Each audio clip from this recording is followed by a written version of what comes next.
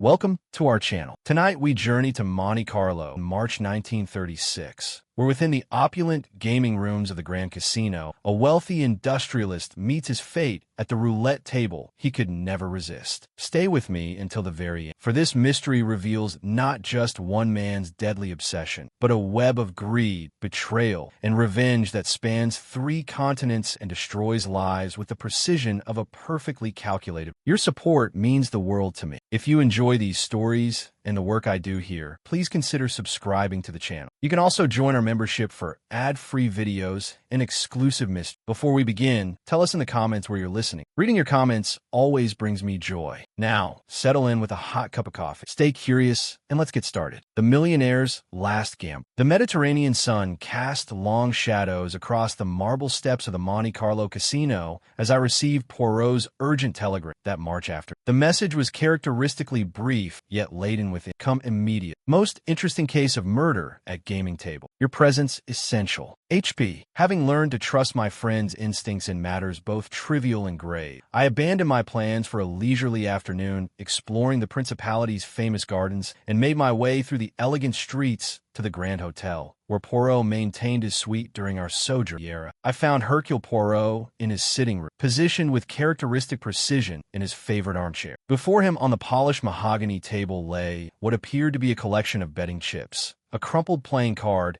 and a small, ornate pillbox that gleamed silver in the afternoon. Each item was arranged with mathematical exactitude, forming a triangle that would have satisfied even the most demanding geometry professor. "Ah, mon ami Hastings," Poirot said without looking up, his green eyes fixed upon these curious objects with the intensity of a jeweler examining suspicious diamond. "You arrive at the precise moment. Regard, if you please, these most interesting pieces of evidence from what the local authorities are pleased to call an unfortunate accident." I approached and took the chair he indicated, noting as always how everything in Poirot's domain reflected his obsession with order and symmetry. The betting chips lay in neat stacks according to color and denomination. The playing card, a queen of spades, I observed, was positioned at a perfect right angle to the table's edge, and the pillbox occupied the exact center of the curious display. "From the casino?" I inquired, recognizing the distinctive gold-embossed markings on the chips that identified them as coming from Monte Carlo's most prestigious gaming establishment. "Precisement," Poirot replied, his mustache twitching slightly, a sign I had learned to recognize as indicating either deep thought or considerable irritation. "These items were found at the scene of what the good Inspector Dubois assures me was merely the natural death of a man whose heart could no longer sustain his passion for gambling. Yet Hercule Poirot, he suspects that passion had very little to do with the demise of Monsieur Theodore Blackwood." The name struck me with the force of recognition. Theodore Blackwood was known throughout Europe and America as one of the wealthiest industrialists of his generation. His steel foundries had supplied half the railways of the British Empire, while his shipping concerns dominated trade routes from Liverpool to Bombay. More relevant to our current location, he was also legendary for his gambling habit, a passion that had both enhanced and diminished his fortune with the regularity of tide. "Good Lord, Poirot," I exclaimed, leaning forward in my chair. "Blackwood's dead?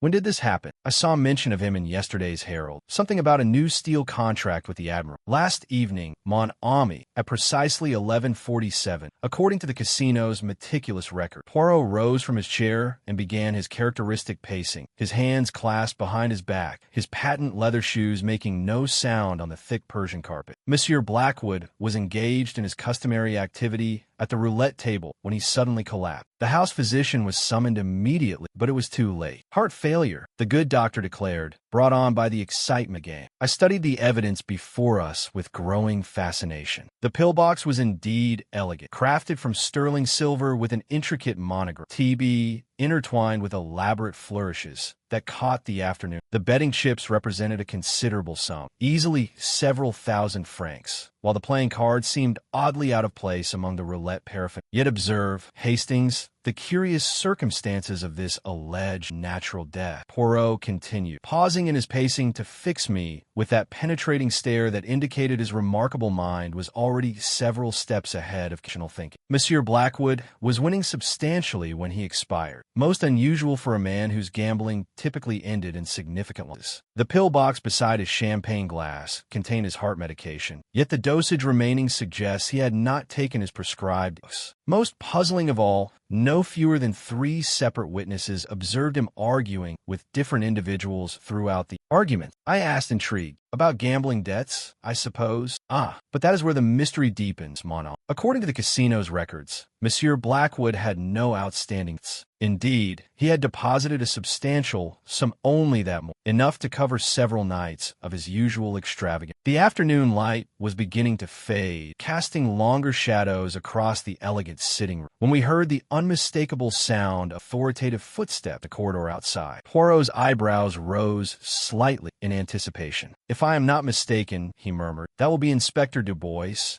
come to discourage our interest in his perfectly straightforward case of natural." The knock, when it came, was precisely as formal and measured as the footsteps suggested. Inspector Du Bois proved to be a man of middle years with the careful manner of one accustomed to dealing with wealthy tourists and their various indiscretions. His uniform was immaculate, though his expression suggested that he found Poirot's involvement in the case both inevitable and mildly irritating. "Monsieur Poirot," he said with punctilious courtesy, it was shown in, "I understand you have been making inquiries into the Blackwood. While I naturally appreciate your distinguished reputation, I must assure you that this case presents no mysteries whatsoever. The gentleman died of natural causes brought on by overexertion at the gaming tables, a sadly common occurrence in establishments such." "Indeed, mon inspecteur," Poirot replied with diplomatic grace, gesturing for Du Bois to take a seat. "Yet perhaps you would indulge the curiosity of an old detective and permit me to visit the scene? I confess myself most interested in the precise circumstances of Monsieur Blackwood's final evening." Du Bois consulted his pocket watch with the air of a man calculating the quickest route to professional satisfaction and personal convenience. "Very well, Monsieur Poirot. The casino management has been most cooperative, and the relevant table remains undisturbed pending the formality. But I warn you, you will find nothing that contradicts our conclusion. Sometimes, Messrs, a natural death is simply that, natural." As we prepare to depart for the casino, I noticed Poirot carefully pocketing the 3 pieces of evidence, his movements precise and deliberate. There was something in his manner, a particular quality of controlled excitement, that suggested these seemingly innocent objects held secrets that extended far beyond their apparent significance. "Tell me, Inspector," Poirot said as we gathered our eclos, "this playing card, the Queen of Spades, where precisely was it discovered?" "Clutched in the deceased's left hand," Du Bois replied with the weary patience of one repeating obvious fact. "Doubtless he was holding it from some earlier game, or perhaps it fell from another table during his collapse. Such things happen in the confusion of a medical emergency." But I caught the slight tightening around Poirot's eyes that indicated he found this explanation far from satisfactory. As we stepped out into the perfumed evening air of Monte Carlo, I sensed that we were about to embark upon a case that would prove far more complex than the inspector's confident dismissal jest. The interior of the Monte Carlo Casino at evening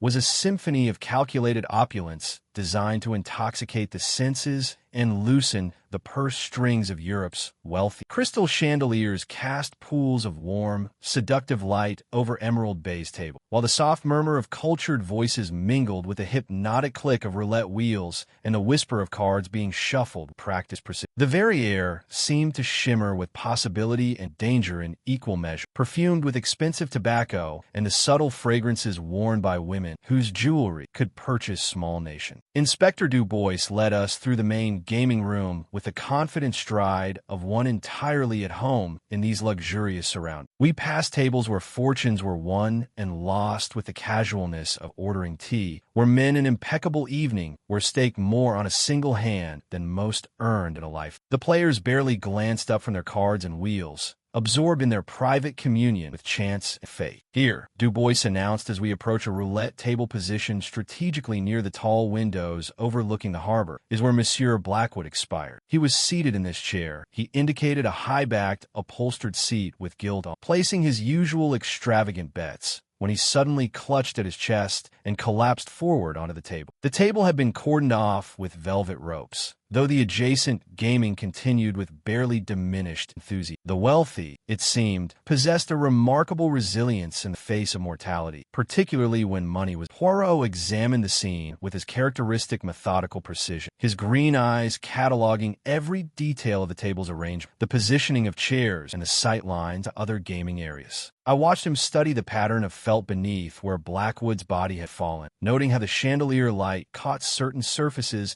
and where shadows might conceal important details. His fingers traced the arm of the chair without quite touching it, as though he could divine secrets through proximity alone. The other players at the table, Poirot inquired with delicate precision. They remained throughout the evening? For the most part, yes, Du Bois replied, consulting his leather notebook with a mechanical efficiency, though there was considerable movement, as is typical at such establishments. People arrived, played for varying periods, departed according to their luck or their stamina. The casino staff can provide specific details of who was present at the precise moment Monsieur Blackwood's collapse. As if summoned by this mention, a distinguished gentleman in impeccable evening wear approached our small group. He was tall and elegant, with silver hair perfectly groomed and the bearing of one accustomed to authority in its most refined forms. His approach carried the confident stride of someone entirely at home among the wealthy and powerful. Yet I detected a subtle tension in his manner that suggested our investigation was not entirely welcome. Monsieur Poirot, he said with a slight bow that managed to convey both respect and wariness. I am Jean-Claude Moreau, the casino's managing director. Inspector Du Bois informed me of your interest in last evening's unfortunate incident. Please allow me to express both the establishment's sincere condolences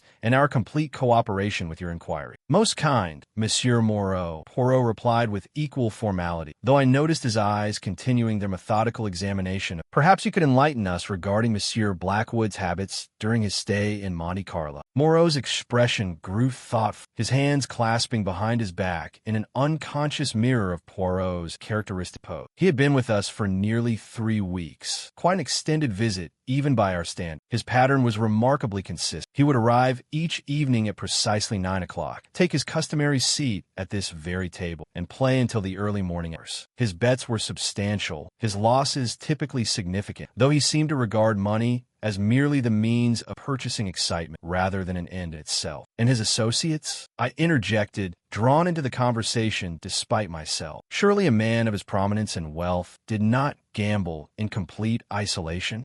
But that is precisely what made Monsieur Blackwood so unusual among our clients, Moreau explained, his voice carrying the professional warmth of one accustomed to managing wealthy eccentrics. He was remarkably solitary in his gaming habits.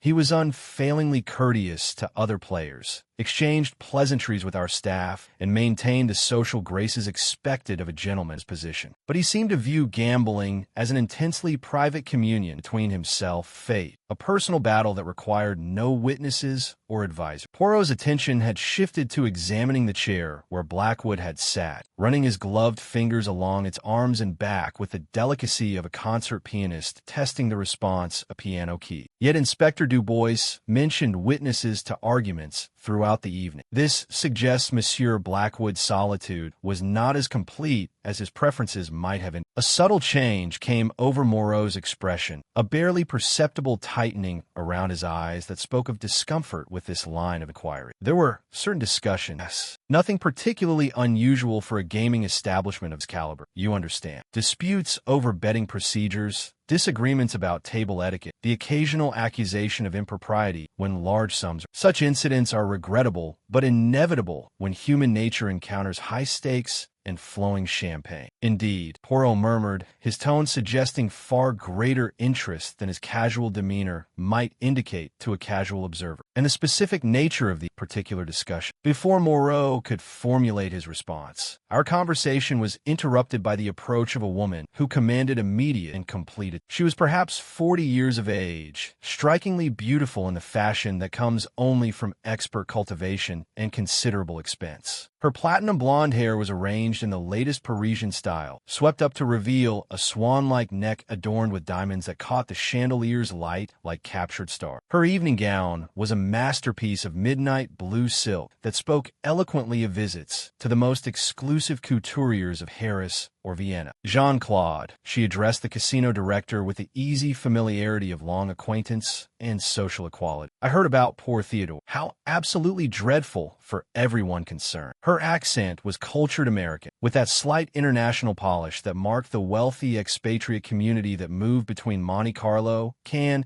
and the other playgrounds of the European. Madame Sinclair, Moreau replied with careful courtesy that carried undertones I could not quite decipher. May I present Monsieur Hercule Poirot, Captain Hay. Messrs, this is Madame Gloria Sinclair, one of our most distinguished valuists. The introduction carried subtle implications that suggested Madame Sinclair's distinction might encompass considerably more than her obvious social prominence or her apparent. Her handshake was firm and direct, her smile perfectly calibrated between warmth and mystery. Yet I detected something in her dark eyes, a quality of calculation that extended far beyond mere social pleasantry. How absolutely fascinating to meet famous detectives, she said, her voice carrying precisely the right note of breathless admiration mixed with intelligent curiosity. Though I do hope you're not here investigating poor Theodore's past. The dear man's heart simply couldn't withstand his passion for gambling. We all warned him repeatedly, but he simply wouldn't listen to reason. You knew Monsieur Blackwood well? Poirot inquired with that particular delicacy he employed when approaching potentially sensitive territory. As well as one knows anyone in this rather insular mode, she replied with a slight shrug that managed to be both dismissive and tantalizingly suggestive. We moved in similar circles, shared similar enthusiasms for the excitement Monte Carlo provided. Theodore was charming company when he wasn't completely obsessed, which, I confess, became increasingly rare as time passed. Our conversation was interrupted by the approach of another figure, this one carrying the unmistakable authority and bearing of British military.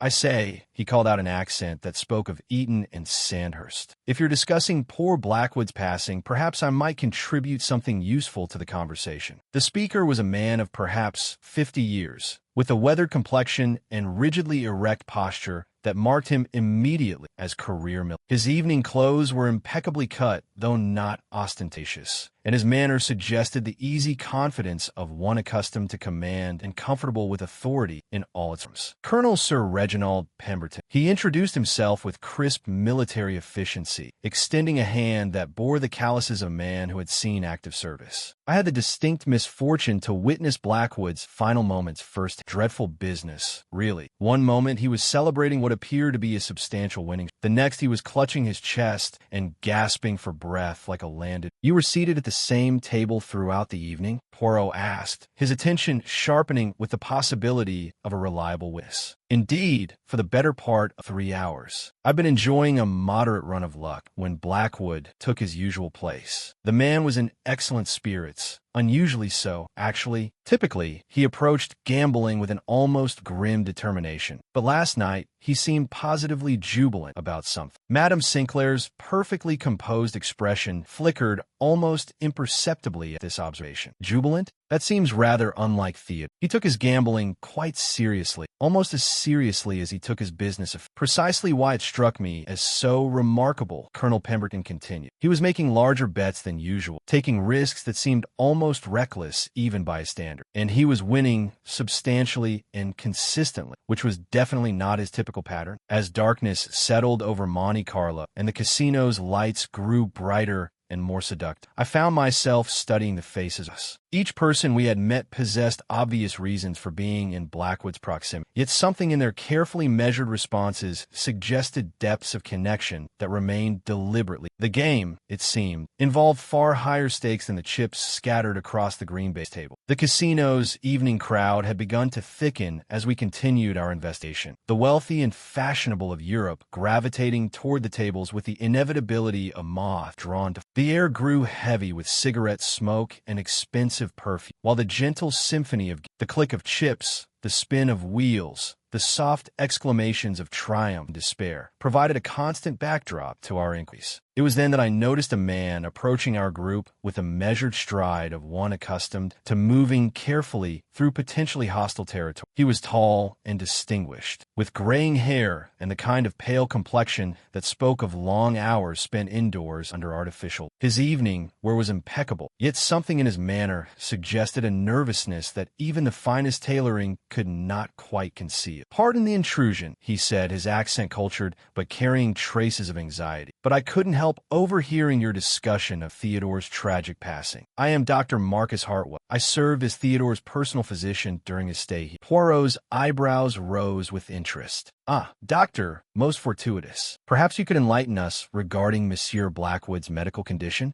Inspector Dubois mentioned heart failure, but the details remain somewhat vague. Dr. Hartwell's hands fidgeted with his watch chain, a nervous gesture that seemed at odds with professional demeanor. "Theodore suffered from a chronic heart condition, nothing immediately life-threatening, you understand, but requiring careful management. I had prescribed digitalis to regulate his heartbeat, along with strict instructions about avoiding excessive excitement or stress. Yet he continued to gamble. I observed, surely one of the most stressful activities imaginable for a man with heart trouble. I warned him repeatedly," Hartwell replied, his voice carrying the frustration of a medical professional whose advice has been consistently. But Theodore was stubborn about his pleasure. He claimed that gambling was the only thing that made him feel truly alive. I could only ensure he took his medication regularly and hope for the best. Madame Sinclair had been listening to this exchange with what appeared to be polite interest, but I caught her exchanging a meaningful glance with Colonel Pemberton. There was something in that brief visual contact that suggested shared knowledge of matters not being discussed openly. "Dr. Hartwell," Poirot said with characteristic precision, "you examined the body immediately after Monsieur Blackwood's collapse?" "Of course. I was actually present in the casino. I often spend my evenings here when accompanying patients to Monte Carlo. The symptoms were consistent with acute cardiac arrest brought on by extreme excitement. There was nothing I could do. Death was virtually instantaneous." Our conversation was interrupted by a commotion near the casino's entrance. A man had entered with the dramatic flair of one accustomed to making impressive entries, though his appearance suggested circumstances considerably reduced from former grandeur. He was tall and lean, with aristocratic features marred by the particular pallor that comes from chronic worry and insufficient sleep. His evening clothes, while well cut, showed signs of careful maintenance and discreet mending. "Victor Kozlov," Moreau murmured to our group, his voice carrying a note of resignation. "A Russian count, or so he claimed. He's been rather persistent in his attempts to speak with various guests recently." The man in question had spotted our gathering and was approaching with determination that bordered on desperation. His pale blue eyes fixed upon our group with an intensity that made me unconsciously take a step backward. "You discussed the death of Theodore Blackwood." "Yes," he said, his English heavily accented but precise. "Then you must hear what I have to say about this man who destroyed my family's honor and fortune." Colonel Pemberton's expression darkened considerably. "See here, Kozlov, this is neither the time nor the place for your griefs. The man is dead, for God's sake." "Dead, yes," Kozlov replied with bitter satisfaction, "but death does not erase his crime. This man, this so-called pillar of British industry, he cheated my father out of mining concessions in Siberia worth millions. My family's estate, our honor, our entire way of life, all destroyed by his manipulation of contracts and bribery officials." Dr. Hartwell appeared deeply uncomfortable with this outburst. "Really, Count Kozlov, surely these are matters for lawyers and diplomats, not for public airing, casino." "Lawyers?" Kozlov laughed bitterly. "What lawyer can pursue justice when revolution has scattered evidence to the winds and witnesses to the grave? No, doctor, there's only one justice for men like Blackwood, the justice that comes when fate finally presents." Poirot had been listening to this exchange with the focused attention of a naturalist observing the behavior of exotic species. "You were present in the casino last evening, Monsieur le Comte?" "I was here, yes. I came to speak with Blackwood one final time to demand compensation for my family's losses. He refused, naturally, laughed at me, told me to accept that the old world was dead and that survivors must adapt." "And how did you respond to this dismissal?" Poirot inquired with delicate precision. Kozlov's pale eyes glittered with remembered fury. "I told him that some debts transcend death, that justice delayed is not justice denied. I told him that his ill-gotten wealth would not purchase him immunity from the consequences of his action." The tension in our small group had become palpable. I noticed that Dr. Hartwell had grown even paler, while Madame Sinclair's perfectly manicured fingers drummed a nervous rhythm against her eating bag. Colonel Pemberton maintained his military bearing, but his jaw was set in a way that suggested considerable inner turmoil. It was at this moment that a new voice joined our conversation, this one carrying the crisp authority of educated youth tempered by obvious stress. "I believe you're discussing my father's death," the speaker said, and we turned to see a young woman of perhaps 25 years approaching our group. She was elegantly dressed in morning black, her dark hair arranged with severe simplicity that only emphasized her natural beauty. Yet her eyes held a combination of grief and anger that made her seem far older than hers. "Miss Margaret Whitmore," Moreau said with obvious relief at this interruption to the increasingly heated exchange. "May I express the casino's deepest condolences on your loss?" "Thank you," she replied with dignity that spoke of excellent breeding and considerable inner strength. "I arrived from London this morning as soon as I received word of father's passing. I understand there has been some suggestion that his death was unusual in some way." Dr. Hartwell stepped forward with professional sympathy. "Your father died of heart failure, Miss Whitmore. While the circumstances were sudden, there was nothing mysterious about the medical cause." "Perhaps not mysterious medical," she replied, her gaze sweeping across our assembled. "But I find it rather convenient that he should die just as he was planning to make significant changes to his business arrangements and personal affairs." This statement caused a visible reaction among our small gathering. Colonel Pemberton straightened as though called to attention, while Madame Sinclair's composed expression flickered with what might have been alarm. Dr. Hartwell's nervous fidgeting with his watch chain increased markedly. "Changes?" Poirot inquired with the gentle persistence of a surgeon probing a wound. "Father had been receiving threatening letters for months," Margaret continued, her voice growing stronger with righteous anger. "Someone had been demanding money, threatening to expose what they called his shameful secrets unless he paid substantial sums. He was planning to confront these blackmailers and expose them publicly." The silence that followed this revelation was profound. Around us, the casino continued its nightly ritual of wealth and chance. But our small circle had become an island of tension in the sea of gaming. Each face showed a different reaction to Margaret's words: surprise, fear, calculation,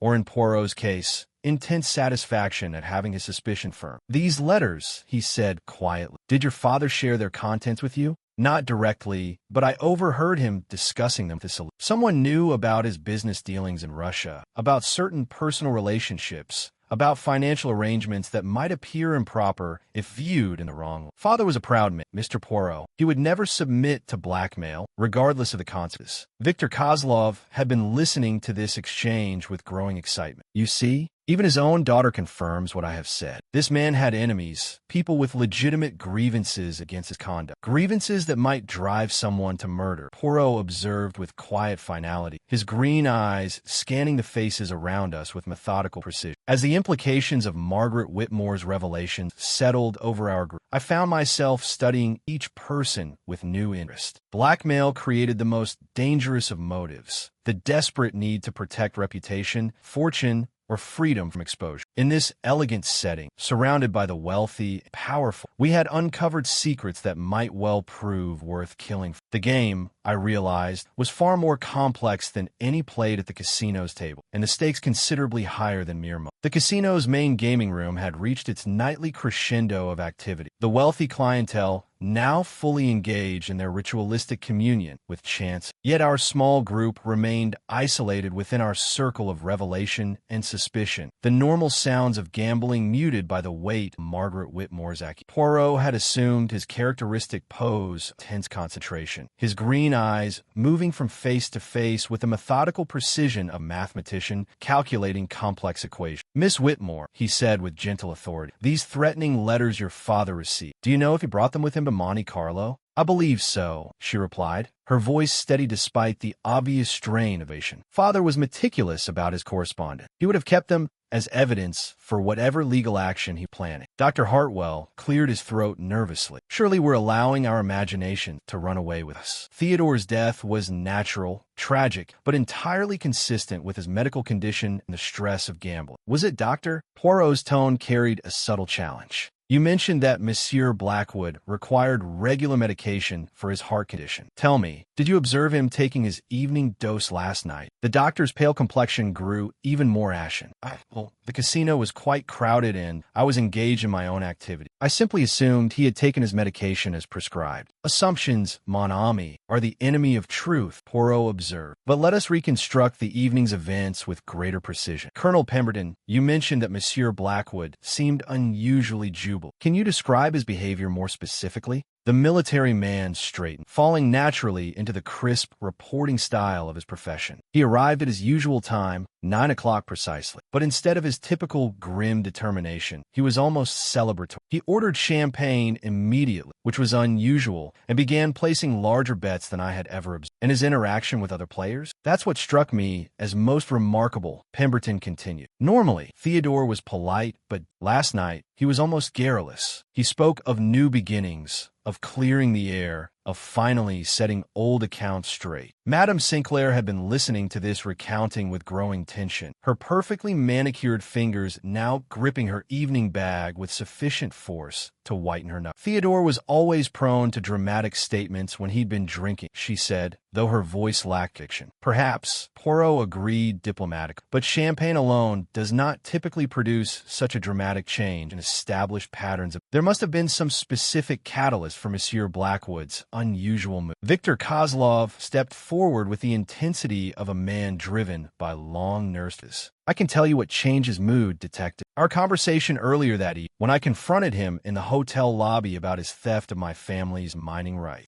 Poirot's interest sharpened considerably. And how did Monsieur Blackwood respond to this confrontation? He laughed, Kozlov replied, his pale eyes glittering with remembered humiliation. He said that the past was dead and buried, that only weak men lived in yesterday's shadow. He told me that he was about to prove his strength by facing down his enemies once and for all. Margaret Whitmore nodded with bitter recognition. That sounds exactly like something Father would say. He viewed life as a series of battles to be won or lost, and he despised anyone he perceived as weak. Dr. Hartwell's nervous fidgeting had become increasingly pronounced during the exchange. Really, we're building castles in the air based on fragmentary observation and emotional interpretation. The simple medical facts remain unchanged. Theodore died of heart failure brought on by overexertion. Medical facts, yes, Poirot agreed, but the circumstances surrounding those facts tell a rather different story. Miss Whitmore, you mentioned that your father was planning to confront his torment. Did he give any indication of when this confrontation might occur? He said he would handle everything before returning to London, she replied. He was scheduled to leave Monte Carlo tomorrow. Today, rather, given the late hour. Moreau, who had been maintaining the diplomatic silence of man accustomed to managing delicate situations, finally spoke. If I may interject, Monsieur Poirot, our security arrangements are quite comprehensive. If there had been any unusual incidents or disturbances involving Monsieur Blackwood, our staff would certainly have reported. Indeed, Poirot replied with a slight smile that did not reach his eyes. Yet the most effective forms of violence are often those that appear completely natural. Tell me, Monsieur Moreau, do your security observations extend to monitoring the precise timing of when guests consume their medication? The casino director's composed expression flickered with uncertainty. I'm afraid I don't understand the relevance of that question. The relevance, mon ami, lies in the fact that Monsieur Blackwood's heart medication was found undisturbed in his personal effects, despite Dr. Hartwell's prescription that it be taken at regular intervals throughout the day. This observation caused a visible stir among our group. Dr. Hartwell's face had gone chalk white, while Colonel Pemberton leaned forward with obvious interest. Madame Sinclair appeared to be calculating something rapidly behind her carefully posed features. But surely, she said with admirable control, if Theodore forgot to take his medication, that would make a heart attack more likely, not less. It hardly suggests murder.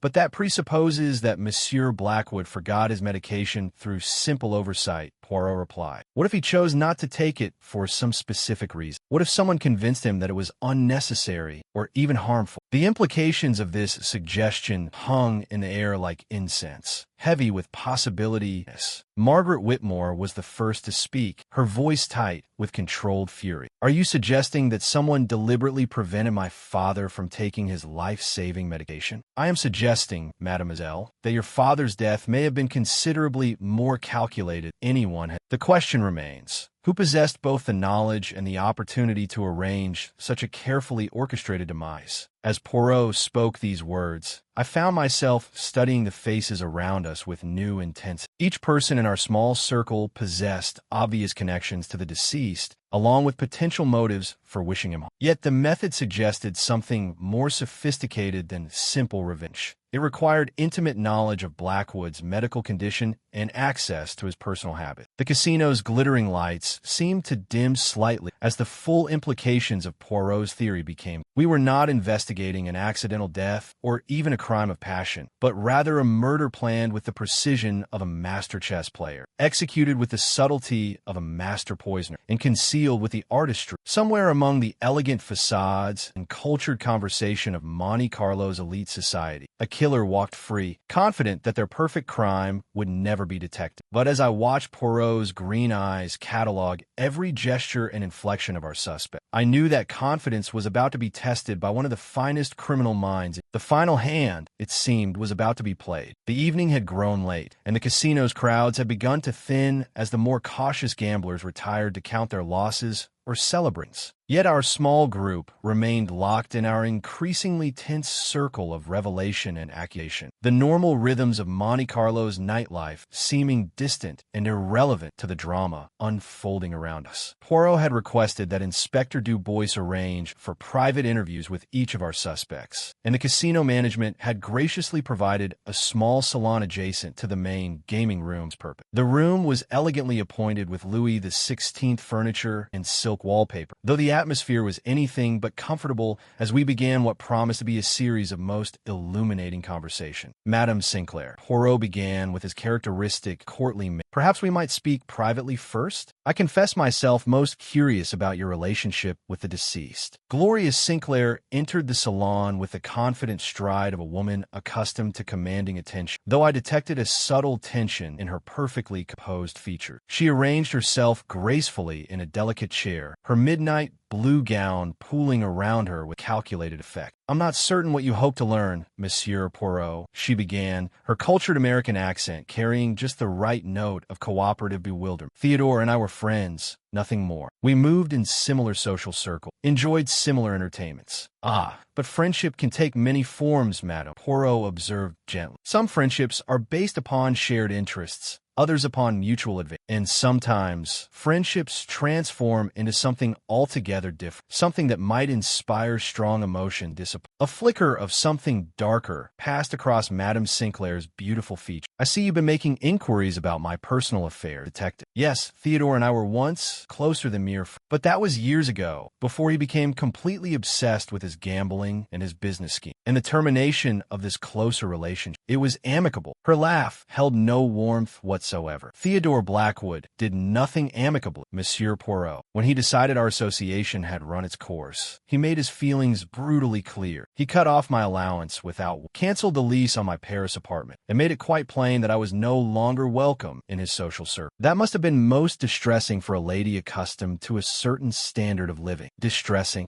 Her composure cracked slightly, revealing the fury beneath her cultured exterior. "It was devastating. I was left with nothing but debts and the kind of social reputation that makes respectable remarriage impossible. Theodore destroyed my life casually as he might discard a losing lottery." Poirot nodded with apparent sympathy. "And yet you continued to frequent the same establishments, to move in the same circle. Did you not find such proximity painful?" "I had no choice," she replied with bitter pragmatism. "My entire life had been built around this world of wealth and privilege. Where else was I to go? What else was I equipped to do? So yes, I watched Theodore gamble away fortunes that could have sustained me in comfort. I watched him charm new companions while treating me like an embarrassing reminder of past indiscretions." "Most illuminating, madam. And last evening, did you speak with Monsieur Blackwood directly?" Her hesitation was brief but telling. "We exchanged pleasantries, nothing more. Though I will admit, his unusually jubilant mood struck me as significant. Theodore was never happy unless he was winning at something, and his happiness last night suggested he believed he had achieved some particularly satisfying victory." After Madame Sinclair's departure, Colonel Pemberton entered with the brisk efficiency of a man accustomed to military punctuality. His bearing remained rigidly correct, though I noticed his hands clasped behind his back in a manner that suggested considerable inner tension. "Colonel," Poirot began without preamble, "you mentioned witnessing Monsieur Blackwood's final moment, but I'm also curious about your earlier interactions with the deceased. How long had you known him?" "We've been acquainted for perhaps 15 years. Pemberton replied in a crisp military tone. Met through mutual business interests. Theodore had contracts with the War Office for steel production, while I was involved in procurement.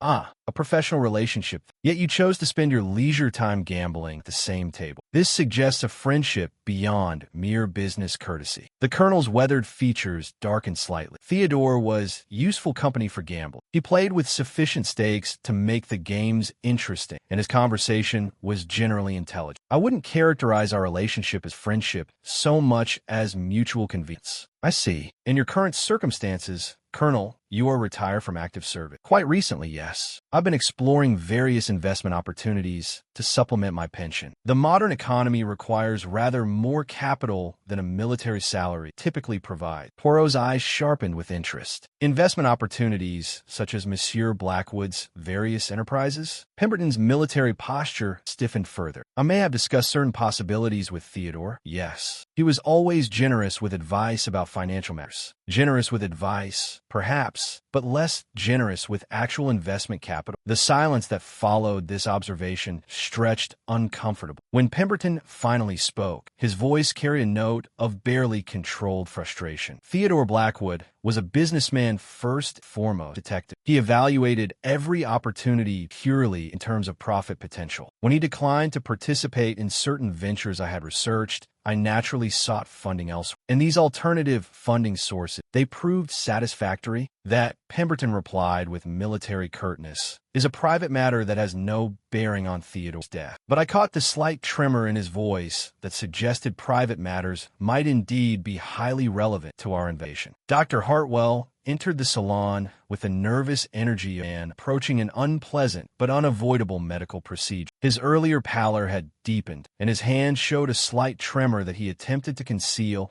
by clasping them firmly together. Dr. Poirot began with professional courtesy. As Monsieur Blackwood's physician, you possessed intimate knowledge of his medical condition. Perhaps you could explain why a man with a serious heart ailment would choose to engage in the highly stressful activity of high-stakes gambling. Theodore was difficult to manage medically, Hartwell admitted reluctantly. He viewed his heart condition as a weakness to be overcome rather than a limitation to be respected. No matter how often I warned him about the dangers of excessive excitement, he insisted that gambling was the only activity that made him feel truly alive. In his medication regimen, it was complex, not particularly. Digitalis twice daily to regulate his heartbeat, along with a mild sedative in the evenings to help counteract the stimulating effects of his gambling activity. Simple enough for any reasonably intelligent patient. Yet last evening, as we have established, he failed to take his prescribed dose. In your medical opinion, could this oversight have contributed to his death? Dr. Hartwell's nervous fidgeting increased markedly. Certainly, digitalis withdrawal can cause dangerous irregularities in heart rhythm, particularly when combined with stress and excitement. If Theodore forgot his medication and then subjected himself to the emotional pressure of high stakes, precisely, Poirot agreed. Though one wonders why a man so meticulous about his gambling rituals would suddenly become careless about medication that he knew to be essential for his survival. The doctor's silence was more eloquent than any verbal response. Our final interview was with Victor Kozlov, who entered the salon with the dramatic intensity of a man bearing the weight of historical grievances. His pale eyes burned with the fervor of one who has nursed his anger until it has become the central organizing principle of his innocence. Count Kozlov, Poirot began diplomatically. You have spoken eloquently of your family's losses at Monsieur Blackwood. Perhaps you could provide more specific details of the alleged justice. Alleged? Kozlov's voice rose with passionate indignation. There was nothing alleged about Theodore Blackwood's theft of our Siberian mining concession. He bribed Tsarist officials, forged documents, and manipulated contracts to steal what my family had owned for 3 generations. These are serious accusations. Do you possess evidence to support them?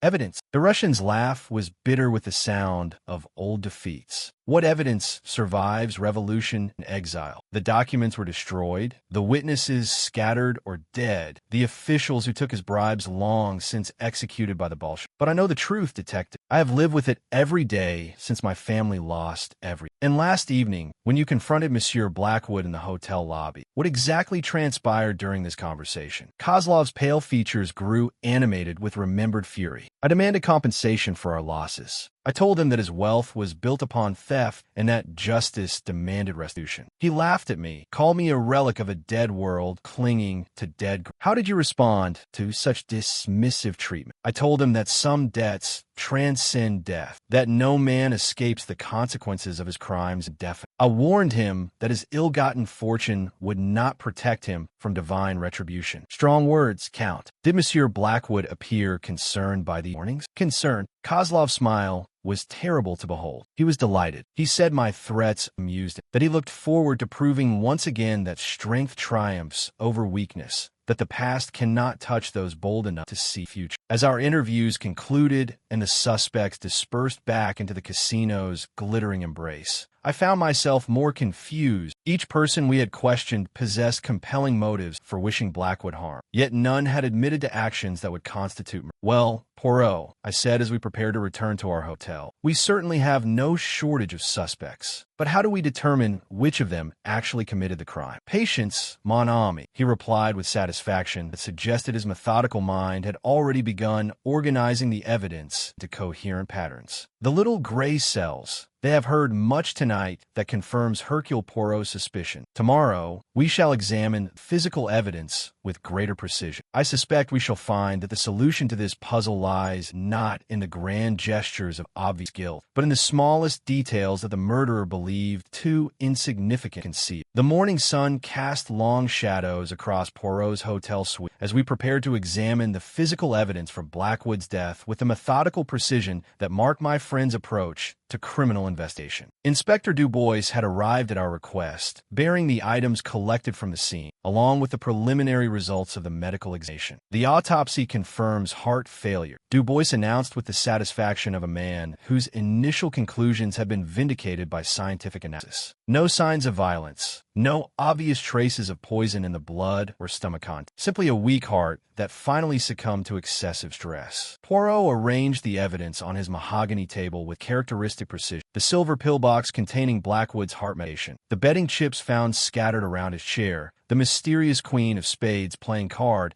and Blackwood's personal effects including his wallet, pocket watch, and a small leather note. Most interesting, Poirot murmured, examining the pillbox through his magnifying glass. Observe, Hastings, the mechanism of this container. It opens with a small spring catch, very delicate, very precise. Such mechanisms require regular maintenance to function properly. I leaned forward to examine the ornate silver box more closely. The craftsmanship was indeed exquisite, with intricate engravings and a monogram that caught the morning. Yet something about its appearance struck me as slightly unusual. The silver seems rather bright, I observed, as though it had been recently polished. Precisement, mon ami. Most curious for a personal item that would typically show the accumulated patina of regular. Yet this pillbox gleams as though it had been carefully cleaned quite recently. Inspector Dubois appeared skeptical. Surely that suggests nothing more than good personal hygiene. Many wealthy individuals employ valets who maintain their personal possessions in pristine condition. Perhaps Poirot agreed diplomatically, though his tone suggested he found this explanation insufficient. He turned his attention to the small leather note, leafing through its pages with careful attention. Monsieur Blackwood kept meticulous records of his gambling activities, he observed, each bet recorded with mathematical precision, along with observations about other players, dealers, and various patterns he had observed. Most illuminating reading for one interested in understanding his habits and associates. The notebook's pages revealed Blackwood's obsessive attention to detail. Every gambling session was documented with scientific rigor. Amounts wagered, outcomes achieved, notable occurrences during play. More intriguingly, the margins contained brief character assessments of fellow gamblers, written in a cramped but legible hand. Listen to this, Hastings, Poirot said, reading from the notebook's final end. GS increasingly desperate, bills mounting, creditors pressing, maintains facade, but clearly on financial precipice. And here, RP nervous about colonial investments. Mentioned difficulties with War Office pension arrangement. Most revealing observations about our acquaintances from last. Blackwood was spying on his fellow gambler. I asked, intrigued by these insights into the deceased character. Rather say that he was a careful observer of human nature, particularly as it related to financial vulnerability. Such knowledge could prove most useful to a man with business interests spanning multiple continents. Dubois frowned at this interpretation. Are you suggesting that that Monsieur Blackwood was engaging in some form of blackmail. I suggest nothing definitively, mon inspecteur, but consider a man with intimate knowledge of others' financial difficulties and personal secrets. A man who delighted in psychological manipulation. A man who had recently received threatening letters demanding. The pattern suggests possibilities worth exploring. Our examination was interrupted by a knock at the door. The hotel porter announced that we had a visitor, Miss Margaret Whitmore, who wished to speak with us urgently about her father's. She entered wearing elegant morning attire that emphasized her natural, though her eyes showed the strain of grief and sleepless worry. In her hands, she carried a small leather valise that she placed carefully on Poirot's table. "I've been going through Father's personal effects," she announced without preamble. "I found these items in his hotel safe, along with instructions that they should be delivered to the authorities if anything happened to him." The valise contained a collection of letters, photographs, and business documents that immediately commanded Poirot's fascinated. The letters were written in various hands, some demanding money, others threatening exposure of unspecified secrets. The photographs showed several individuals in compromising situations, while the business documents detailed financial arrangements that seemed questionable at best. "Your father was indeed being blackmailed," Poirot observed after a preliminary examination of Theriot. "But more significantly, he appears to have been collecting evidence to identify and prosecute his torment." Margaret nodded grimly. "Father was many things, but he was never a coward. When someone threatened him, his instinct was to fight rather than surrender. He had been building a case to expose what he called a network of parasites feeding on society's weakness. And these photographs, do you recognize any of the individuals depicted?" "Some of them," she replied with obvious distaste. "That one shows Dr. Hartwell in what appears to be an opium den somewhere in the Orient. This other shows Colonel Pemberton in the company of individuals father described as financial criminals. And this," she hesitated, then continued with visible effort, "this shows Madame Sinclair in circumstances that would certainly destroy her social reputation if made public." The implications were staggering. Blackwood had not been a victim of blackmail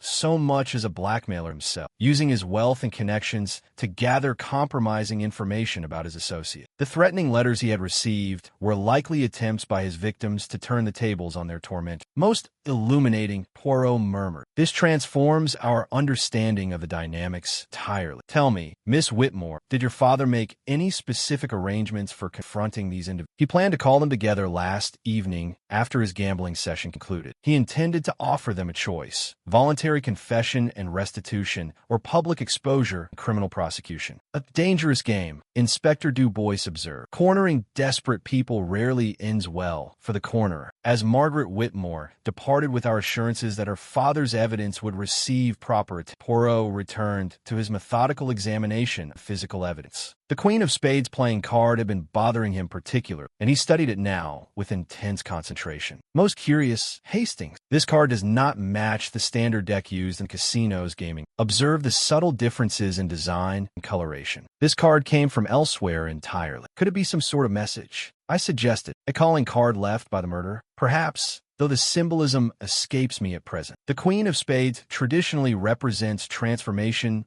or endings in cardamom, but such interpretations seem rather obvious for a sophisticated criminal." Our investigation was interrupted by the arrival of Jean-Claude Moreau, the casino director, who appeared considerably more agitated than his usual composed demeanor would jest. "Monsieur Poirot," he began without his customary politeness, "I must protest this continued disruption of our establishment's operation. Our guests are becoming uncomfortable with the persistent questioning and scrutiny. Surely the matter of Monsieur Blackwood's natural death can be concluded without further theatrical investigation." "Ah, but Monsieur Moreau," Poirot replied with dangerous gentleness, "I fear the matter has progressed far beyond questions of natural. We are now investigating systematic blackmail, financial fraud, and most certainly premeditated murder. The casino's reputation will benefit far more from cooperating with justice than from attempting to suppress it." Moreau's composure cracked visibly. "Murder?" But the medical examination showed no signs of violence or poisoning. Indeed not. But the most elegant murders rarely leave obvious evidence. They rely instead upon intimate knowledge of the victim's vulnerabilities and precise timing and natural-seeming intervention. As evening approached and the casino prepared for another night glittering entertainment, I found myself studying our collected evidence with growing fascination. The pieces of the puzzle were beginning to align, though the complete picture remained tantalizingly elusive. Somewhere in the elegant surroundings of Monte Carlo, a killer walked free, confident that their perfect crime would never be detected. But as I watched Poirot's methodical analysis of each seemingly insignificant detail, I knew that confidence was about to face its ultimate test. The casino's main gaming room had been cleared of its usual evening clientele, the roulette tables standing silent under the crystal chandeliers like altars awaiting their nightly sacrifice. Inspector Dubois had arranged for our dramatic reconstruction at Poirot's specific request, though his expression suggested he found the entire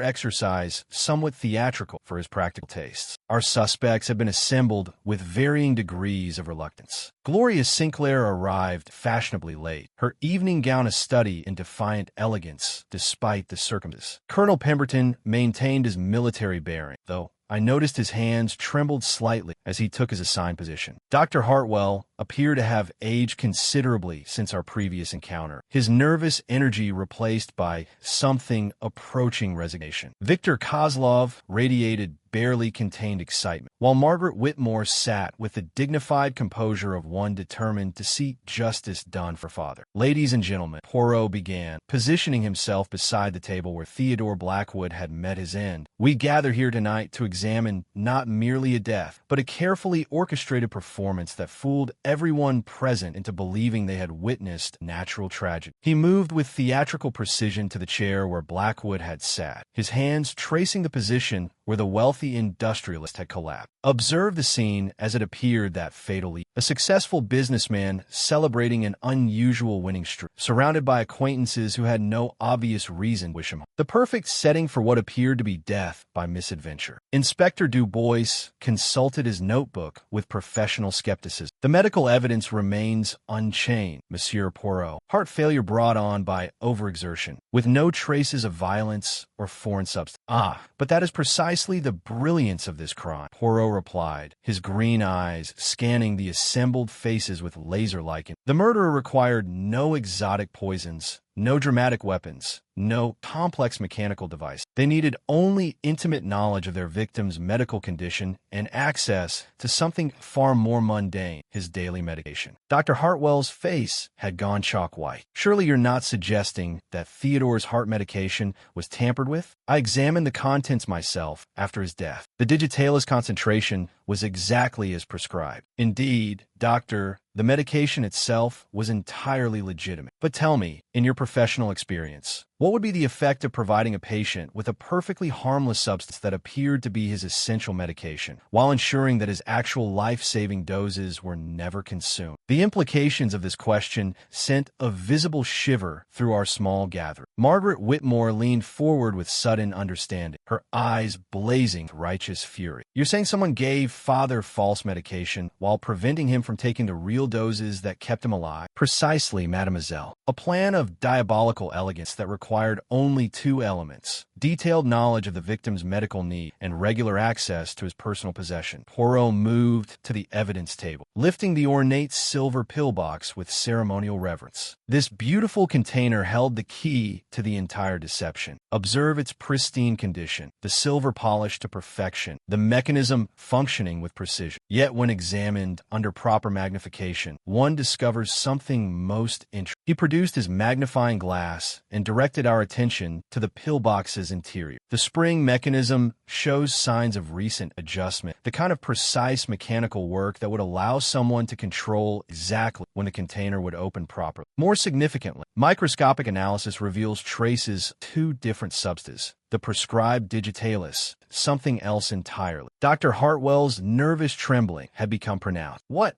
other substance? Simple calcium powder, doctor. Harmless, tasteless, and indistinguishable from digitalis tablets to the casual observer. Someone replaced Monsieur Blackwood's life-saving medication with worthless powder, while ensuring that he believed he was taking his prescribed dose. Victor Kozlov stepped forward with passionate intensity. But this proves what I have said all along. Theodore Blackwood was a criminal who deserved whatever fate fell in. His death was divine justice for the crimes he committed against my Perhaps, Count, but divine justice rarely requires such elaborate human intervention, Poirot observed dryly. This murder was planned with scientific precision by someone who possessed not only medical knowledge, but also regular access to the victim's personal effect. The casino's atmospheric lighting cast dramatic shadows across our small gathering as Poirot continued his methodical expedition. Gloria Sinclair had maintained her composed exterior, but I noticed her evening bag clutched with sufficient force to whiten her. The Queen of Spades playing card found in Monsieur Blackwood's hand provides our next clue, Poirot announced, holding up the mysterious card that had puzzled us from the beginning. This card did not come from the casino's standard deck. It was placed deliberately, a message from a victim to those who would investigate his... A message? Colonel Pemberton asked with obvious skepticism. How could a dying man leave a coherent message? Consider the symbolism, Colonel. The Queen of Spades traditionally represents transformation or endings. But in this context, it carries a more specific. In many card games, spades represent the suit of challenges or difficulty. The queen suggests a woman of authority or influence. Margaret Whitmore's eyes widened with sudden comprehension. Father was trying to identify his killer, someone female, someone who had power over him in some. Partially correct, mademoiselle, but the message is even more specific than that. Observe the card more closely. Note the particular design elements that distinguish it from standard playing cards. Poirot directed our attention to subtle markings on the card that I had not noticed. The queen's crown bore a distinctive pattern, while her robes were decorated with what appeared to be medical symbols, a caduceus barely visible among the ornate. This is a specialized deck used in certain exclusive gambling establishments, he explained. But more important, the medical symbolism points us toward our killer's profession. Someone with medical training, someone who understood exactly how to manipulate Monsieur Blackwood's medication regimen to achieve the desired result. All eyes turned to Dr. Hartwell, whose composure finally cracked under the weight of accumulated evidence and guiltiness. His shoulders sagged as though a tremendous burden had been lifted from them, and when he spoke, his voice carried the relief of confession. He was going to destroy me, he said quietly, his words barely audible above the whisper of the casino's ventilator. The photographs, the evidence he'd gathered about my difficulty, my medical license, my reputation, my entire future, all of it would have been destroyed if he'd carried out his threats. Your gambling debts, doctor? Poirot prompted gently. Enormous. Crushing. I'd borrowed against everything, my practice, my home, even my patient's medication supplies to pay for the drugs I needed to maintain my own addiction. Theodore knew everything, had documented it all with that obsessive thoroughness. The confession continued in a torrent of guilt and self-justification that painted a picture of gradual moral decay and mounting desperation. Dr. Hartwell had indeed replaced Blackwood's medication with harmless powder, while ensuring that the wealthy industrialist believed he was taking his prescribed. The plan had required careful timing,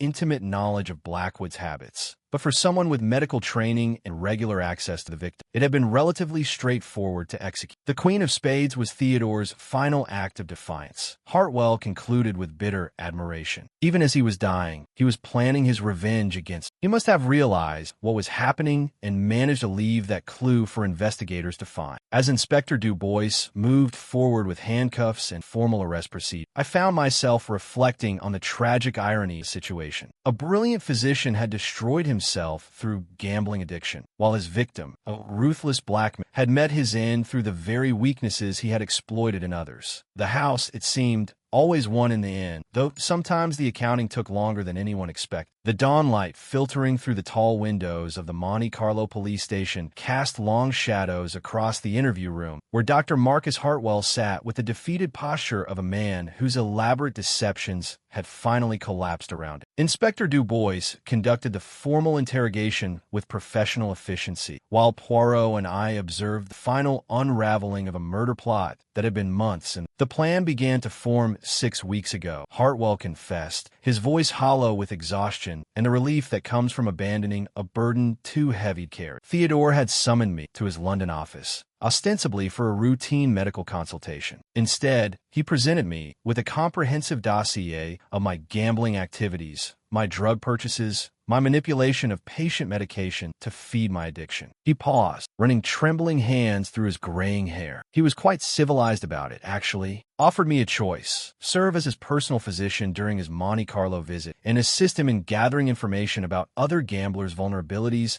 or face exposure in criminal prosecution. So you agreed to his blackmail demands. Inspector Du Bois observed with the distaste of a career policeman confronting corruption in respectable professions. What choice did I have? My medical license, my practice, my entire identity was built upon a foundation of lies and stolen medication. Theodore offered me a chance to maintain that fiction a little longer, perhaps find some way to extricate myself from the financial trap I had created. Poirot leaned forward with the delicate precision of a surgeon probing a wound. But you discovered that Monsieur Blackwood had no intention of allowing you to escape your obligation. He planned to use you indefinitely as both medical attendant and intelligence gatherer. Exactly. I realized that I would never be free of him, that he would continue to exploit my weaknesses until I was completely destroyed. The man had no concept of mercy or redemption. He viewed other people as resources to be utilized for his own advantage. The confession continued with painful honesty as Hartwell described the methodical planning required to execute his seemingly perfect crime. The replacement of Blackwood's medication had required careful timing and multiple substitutions over several days, ensuring that the industrialist system would be completely depleted of the digitalis that regulated his heart rate. The beauty of the method, he explained with perverse professional pride, was its complete naturalness. Theodore's heart condition was genuine and potentially fatal. I simply accelerated the inevitable outcome by ensuring his medication was ineffective when he needed it most. And the Queen of Spades playing card? I inquired, still puzzled by this particular element of crime. Hartwell's expression grew bitter with remembered defeat. Theodore's final gesture of defiance. He must have realized what was happening. His heart began to fail. His medical knowledge was considerable, and he would have recognized the symptoms of digitalis withdrawal. He somehow managed to retrieve that card from his pocket and clutch it as a message to investors. The card came from your personal collection, Poirot observed. A specialized deck used in certain private gambling establishments where medical professionals sometimes gather to play games of chance with rather higher stakes than conventional casinos permit. The doctor nodded miserably. Theodore had obtained it during one of his intelligence-gathering operations. He knew it would point directly to me if found at the scene of his death. Even dying, he was planning his revenge. As the formal proceedings concluded and Dr. Hartwell was led away to face the consequences of his action, I found myself contemplating the bitter ironies that had driven the tragedy. A brilliant physician had destroyed himself through addiction and desperation, while his victim, ruthless Blackmail, had met his end through the very human weaknesses he had so expertly exploited. Margaret Whitmore had remained throughout the confession, her expression cycling between grief for her father's death and horror at the systematic corruption that had surrounded his final days. As we prepared to leave the police station, she approached Poirot with obvious gratitude, despite the painful revelations about her father's character. "Thank you, Monsieur Poirot," she said quietly. "Father was many things, not all of them admirable, but he deserved justice. Dr. Hartwell's actions were inexcusable, regardless of whatever provocation father might have provided." "Indeed, mademoiselle," Poirot replied with gentle sympathy. "Yet perhaps some good may emerge from this tragedy. Your father's evidence of widespread corruption and blackmail will enable authority to address criminal activity that have flourished in darkness. His death, while unjust, may serve to protect future victims." The remaining suspects had been released after providing formal statements, their own secrets now part of the official record, but no longer subject to Blackwood's exploit. Gloria Sinclair departed Monte Carlo that very morning, her social position damaged but not destroyed. Colonel Pemberton faced investigation of his military pension irregularities, but avoided criminal charges. Victor Kozlov, his obsessive quest for revenge finally ended, seemed almost lost without the driving purpose that had sustained him through years of exile. As Poirot and I walked through the morning streets of Monte Carlo, the principality was already preparing for another day of elegant entertainment and sophisticated vice. The casino would open its doors at the appointed hour. The wealthy would gather to test their luck against mathematical certainty, and the eternal dance between fortune and human nature would continue as it had for a sobering case, mon ami, Poirot observed as we paused to admire the harbor where luxury yachts rode at anchor like sleeping leviathans. It demonstrates how easily the pursuit of wealth and pleasure can corrupt even those who should be dedicated to healing and helping others. Dr. Hartwell was certainly a villain, I agree, but I confess some sympathy for his mission. Blackwood's blackmail scheme was particularly cruel. Perhaps Hastings, but remember that the doctor's original crimes, stealing medications from his patients to feed his gambling addiction, were committed long before Blackwood discovered. The blackmail merely exposed corruption that already existed. We spent our final afternoon in Monte Carlo settling the various administrative details that follow any criminal investigation. Inspector Du Bois, his initial skepticism transformed into grudging respect for Poirot's methods, expressed gratitude for our assistance in solving what might otherwise have been dismissed as a natural. Your attention to seemingly insignificant details proved crucial, he admitted as we prepared to. The polished pillbox, the replaced medication, the specialized playing card. Any one of these clues might have been overlooked by a less observant. The little gray cells, mon inspecteur, they observe everything and forget nothing, Poirot replied with characteristic modesty that barely concealed his satisfaction. In cases such as this, the truth emerges not from dramatic revelation, but from careful attention to the small inconsistency that betray elaborate deception. As our train pulled away from Monte Carlo station, carrying us back toward London and the familiar routines of normal, I found myself reflecting on the lessons of our recent. The wealthy and powerful might believe themselves immune to consequence, but human nature remained constant across all social strata. Greed, desperation, and the corrupting influence of unchecked power could transform anyone into either victim or victimized. The house edge in Monte Carlo's casinos was carefully calculated and mathematically inevitable. Over time, the establishment always profited from patrons' optimism and desire. But in the larger game of life-death, justice possessed its own mathematical certainty. Truth, like water, had a way of finding the smallest crack in even the most elaborate deception. Dr. Marcus Hartwell had gambled everything on the perfect crime. But like all gamblers who stayed too long at the table, he had eventually lost everything to forces beyond his control. The house, in this case represented by justice and the methodical application of reason, had claimed its ultimate prize. Theodore Blackwood's last gamble, his dying attempt to identify his killer through the Queen of Spades, had paid off with the only currency that truly mattered in the truth. Thanks for joining us for the Millionaire's Last Gamble. If you enjoyed this Hercule Poirot mystery, hit subscribe for more stories every day.